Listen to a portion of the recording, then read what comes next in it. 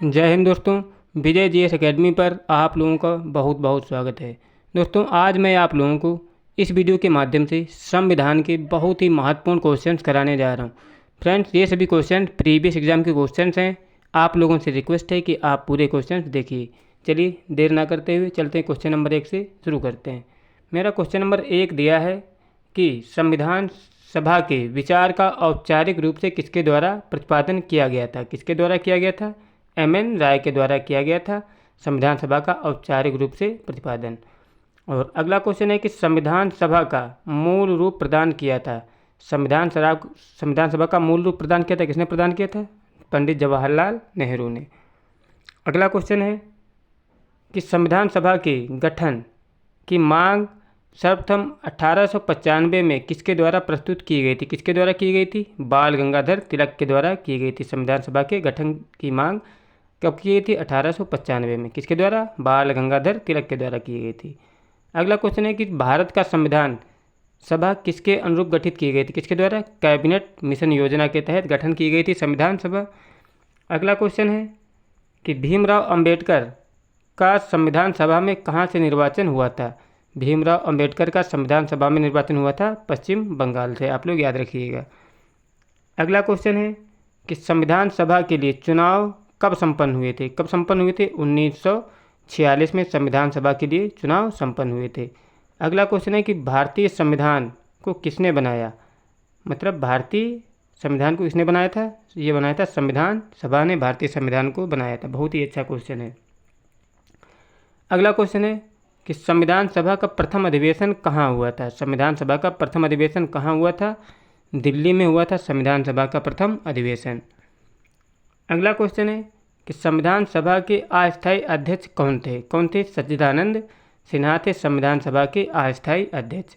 अगला क्वेश्चन है कि संविधान सभा में महिला सदस्यों की कुल संख्या कितनी थी? कितनी थी? 15 सदस्यों। 15 सदस्य कितनी? 15 सदस्य थी महिलाएं। आप लोग याद रखिएगा। अगला क्वेश्चन है कि भारत किस धर्म का राष्ट्र है? आप लोग पता होना चाहिए भारत एक धर्मनिरपेक्ष राष्ट्र है। अगला क्वेश्चन है कि निम्नलिखित कौन सा शब्द भारत के संविधान की उद्देशिका में नहीं है? कौन सा नहीं है? समाजवादी, पंथ निरपेक्ष, प्रभुत्व संपन्न है, लेकिन जो लोक कल्याण शब्द है संविधान की उद्देशिका में नहीं है। अगला क्वेश्चन है कि भारतीय संविधान सभा में समवर्ती सूची किसके संविधान से ली गई है? समवर्ती सूची ली गई फ्रेंड ऑस्ट्रेलिया के संविधान से। अगला क्वेश्चन है कि भारतीय संविधान की आत्मा किसे कहा जाता है? किसे कहा जाता है? प्रस्तावना को कहा जाता है भारतीय संविधान की आत्मा। अगला क्वेश्चन है कि समाजवाद का अर्थ क्या है? समाजवाद का अर्थ क्या है? सामाजिक न्याय होता है समाजवाद का अर्थ। अगला क्वेश्चन है कि भारतीय संविधान ने किस प्रकार के लोकतंत्र को अपनाया है? भारतीय संविधान ने किस प्रकार के लोकतंत्र को अपनाया है? ये अपनाया है लोकतांत्रिक गणतंत्र को अपनाया है भारतीय संविधान ने। अगला क्वेश्चन है कि किस दिन भारतीय संविधान को लागू किया गया था? किस दिन लागू किया था?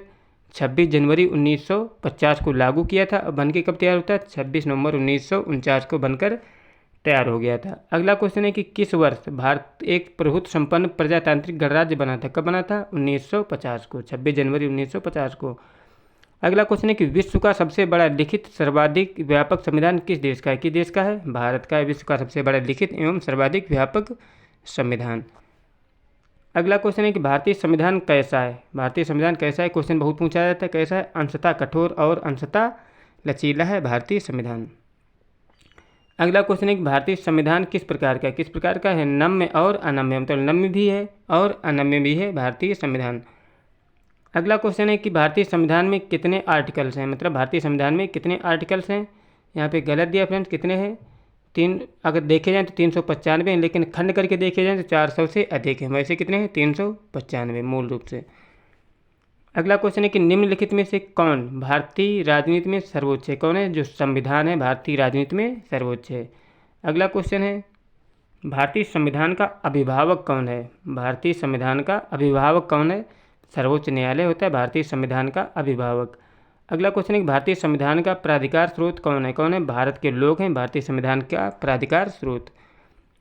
अगला क्वेश्चन है कि भारतीय संविधान में मौलिक कर्तव्य का विचार किस देश के संविधान से लिया गया? मौलिक कर्तव्य कहाँ से लिया गया है? रूस के संविधान से लिया गया है मौलिक कर्तव्य।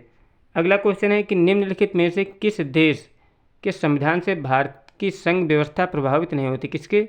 दक्षिण अफ्रीका के संविधान से भारत की संघीय व्यवस्था प्रभावित नहीं होती है। और अगला क्वेश्चन है, संसदीय शासन प्रणाली किस देश में विकसित हुई थी? संसदीय शासन प्रणाली सर्वप्रथम किस देश में विकसित हुई थी? ये विकसित हुई थी ब्रिटेन में सर्वप्रथम। अगला क्वेश्चन है कि संविधान सभा को कितने उपस्थित सदस्यों ने संविधान पर हस्ताक्षर किया था? कितने? 284 सदस्यों ने संविधान सभा पर हस्ताक्षर किए थे। अगला क्वेश्चन है कि भारतीय संविधान सभा ने भारतीय राष्ट्रीय ध्वज की रूपरेखा को किस वर्ष में अंगीकार किया था? किस वर्ष को अंगीकार किया था? 22 जुलाई 1947 को भारतीय संविधान सभा ने भारतीय राष्ट्रीय ध्वज को की रूपरेखा को अंगीकार किया था।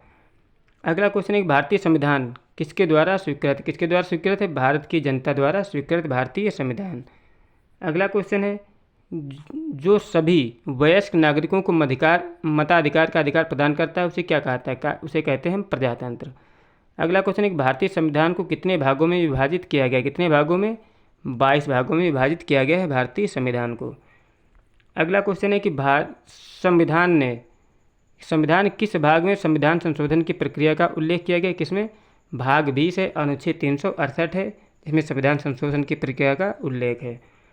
अगला क्वेश्चन है कि संविधान के किस भाग में पंचायती राज व्यवस्था संबंधित प्रावधान दिए गए? किसमें?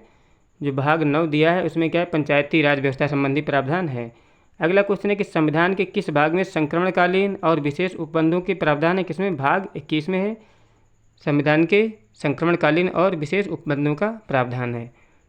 अगला क्वेश्चन है कि संविधान के किस भाग में 3 सोपानों में पंचायत बनाने की परिकल्पना की गई थी? किसमें?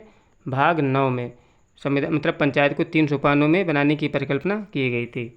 अगला क्वेश्चन है कि निम्नलिखित में से संविधान का कौन सा भाग नगर पालिकाओं से संबंधित है? कौन सा है? जो घेरा ए है, ये क्या है फ्रेंड्स? संविधान के नगर पालिकाओं से संबंधित है, भाग 9A फ्रेंड्स।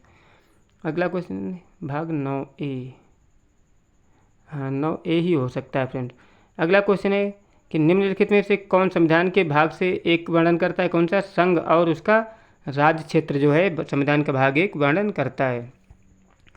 अगला क्वेश्चन है कि संविधान के किस भाग में नीति निर्देशक तत्वों का उल्लेख किया गया है? किसमें? चतुर्थ भाग में नीति निर्देशक तत्वों का उल्लेख किया गया है। अगला क्वेश्चन है कि भारत में वर्तमान में भारतीय संविधान में कुल कितनी अनुसूचियाँ हैं? कितनी अनुसूचियाँ हैं? 12 अनुसूचियाँ हैं वर्तमान में भारतीय संविधान में। अगला क्वेश्चन है कि संविधान सभा को प्रारूप समिति द्वारा प्रस्तुत प्रारूप संविधान में कुल कितनी अनुसूचियाँ थीं? कितनी थीं? 8 अनुसूचियाँ थीं जब संविधान बनकर तैयार हुआ था। अगला क्वेश्चन है कि निम्नलिखित में से किस राज्य में संविधान की 6ठी अनुसूची लागू नहीं होती है? इन 3 राज्यों में जो मणिपुर है वहाँ 6ठी अनुसूची लागू नहीं होती है। असम, मेघालय, त्रिपुरा में लागू होती है। और चौथा राज्य कौन सा है? नागालैंड है, लेकिन मणिपुर में नहीं होती। फ्रेंड्स पूछा जाता है, मणिपुर ज़्यादातर दिया होता है लेकिन मणिपुर में 6ठी अनुसूची लागू नहीं होती। 4 राज्यों में लागू होती, असम, मेघालय, त्रिपुरा और नागालैंड में। अगला क्वेश्चन है कि भारतीय संविधान की 11वीं अनुसूची किससे संबंधित है? पंचायती राज से संबंधित है 11वीं अनुसूची, और नगर पालिका घेरा ए में है। अगला क्वेश्चन है कि मूल संविधान में कुल कितनी अनुसूचियाँ थी? कितनी थी? 8 थी मूल संविधान में अनुसूचियाँ। अगला क्वेश्चन है कि किस संविधान संशोधन अधिनियम द्वारा भारतीय संविधान में 9वीं अनुसूची जोड़ी गई थी? किसके द्वारा? जो पहला संविधान संशोधन हुआ था उसमें भारतीय संविधान में 9वीं अनुसूची जोड़ी गई थी। अगला क्वेश्चन है कि भारतीय संविधान के भाग 3 में कुल कितने अनुच्छेदों में मूल अधिकारों का वर्णन किया गया? कितने? 24।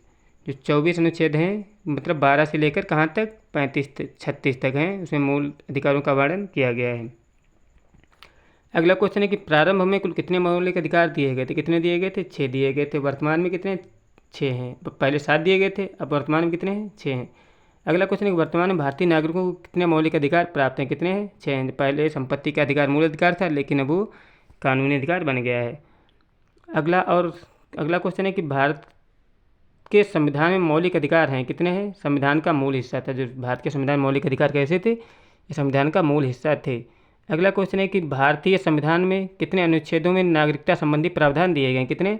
अनुच्छेद 5 से 11 में नागरिकता संबंधी प्रावधान दिए गए। फ्रेंड्स, मेरे द्वारा कराए गए क्वेश्चंस आपको अच्छे लगे तो प्लीज़ मेरा सपोर्ट करने के लिए मेरा चैनल सब्सक्राइब कर ले। वीडियो अच्छा लगता है लाइक करें। जय हिंद, जय भारत।